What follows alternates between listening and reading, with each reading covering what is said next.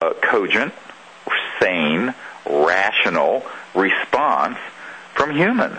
And that's what they're waiting for. And actually, when I founded CSETI, the Center for the Study of Extraterrestrial Intelligence, in 1990, it was to create an initiative to not only provide disclosure of the subject to the public, but to provide a framework for contact that could be rational and peaceful and open, rather than the kind of response that they've had. And I think we have to really, I turn your question around and say, they're out there, they're obviously wanting to make contact. What has been our response?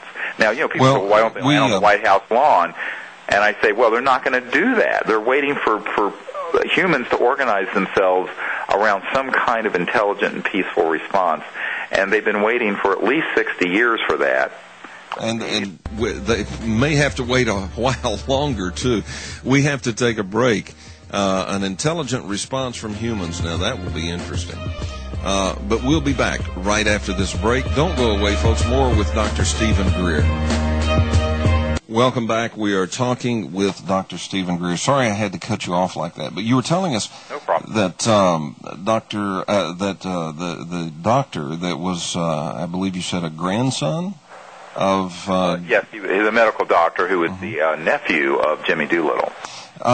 Here's a question I have, and it was caused by your comments about his report to Roosevelt. Here you've got a general, a highly respected general, by the way. Oh, yeah. Reporting to probably the most powerful president this country has ever had. Correct. As close to an emperor, I guess, as we have ever had, Roosevelt. And still, we're in this quagmire that we're in with all of the secrecy over the technology being locked down and so forth. Now, here's a question, because I want us to move into Aero, but this is sort of a borderline. It's important on both sides, the disclosure thing and also Aero. Sure. Does the disclosure movement have friends in Congress? Oh, yes. In fact, I was just recently briefing a member of Congress, of the Congress who's running for President of the United States, who is enormously supportive of what we're doing, very interested. And, the problem is that the subject is the target of so much ridicule in the mainstream media, particularly the big mainstream media like the New York Times and the Washington Post and Newsweek and Time and what have you, that people are afraid to step out on this issue because they're afraid they're going to be shellacked and called all kinds of names and trivialized the way Dennis Kucinich was when Shirley MacLaine started talking about the fact he had a sighting at her house. So, unfortunately, the subject ends up being very difficult for these political types to deal with. If they can get over the ridicule fear, which of course is big and substantial, then they have to deal with the fact that if this is real, there's a very powerful, almost invisible 10,000-pound gorilla sitting there that they're afraid might come and squish them. And I think that that's what happened to Bill Clinton and Hillary Clinton after we put together the briefing materials for them, and that was provided to them at the Rockefeller Ranch back in the early 90s. And I was centrally involved with that from the get-go. And Lawrence Rockefeller was very much supporting the idea that this should be disclosed and wanted the president to take action.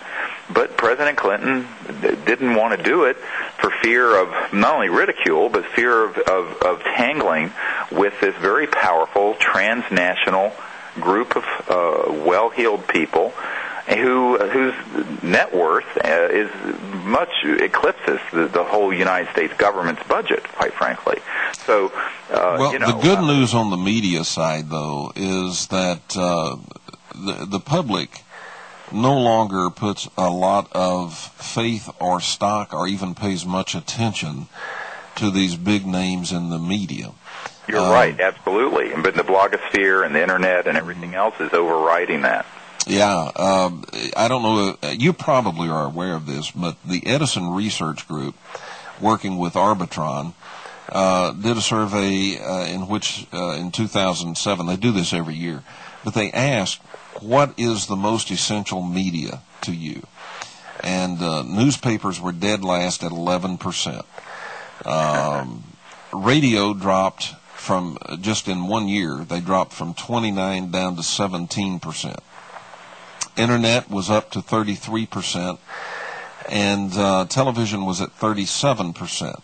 But television was only at 37% when you add in the age group 44 and above.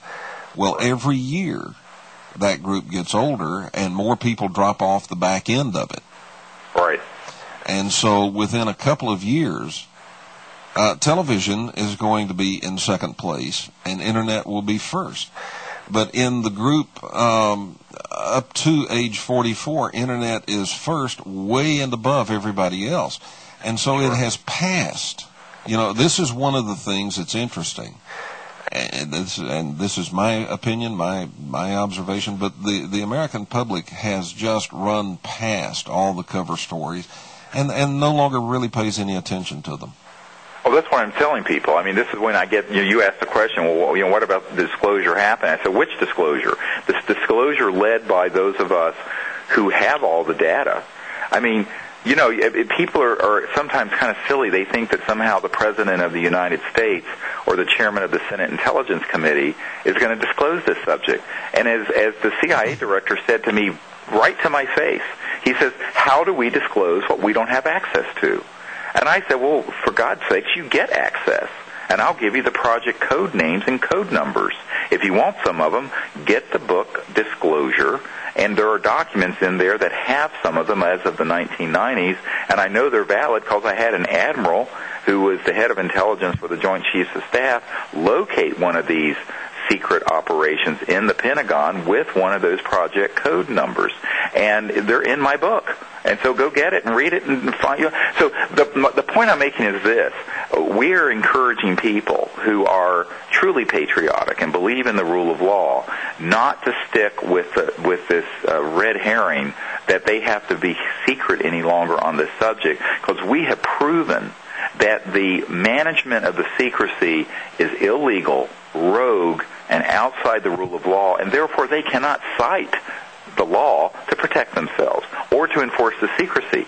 So the issue really becomes, are we courageous enough to disclose the truth we've found or that we have if you're a military or former military operative or a corporate operative at Lockheed Skunk Works or what have you. And what we're telling people is it's time to step forward and speak the truth, and the people already are ready for it. And the old system that has been trying to clamp down all this information is just crumbling under their feet. And frankly, it should have never been instituted. You know, when I was with Senator Barry Goldwater back before he passed away, and I was at his home there in Scottsdale area of Phoenix, and he said to me, you know, and I don't want to curse, but he was a very salty character. Yes, he was. He was saying, he said it was a damn mistake then, except he used a worse word than that, and a damn mistake now that this was ever made secret. And, he went on and on. And, this is a conservative Republican, of course, and, and a military guy also. And he and I talked about this for some hours privately. And what I found is that it doesn't matter if they're Democrat, Republican, this, that, or the other thing. Most people are ready for disclosure, think this should have never been kept secret. The issue becomes who has access.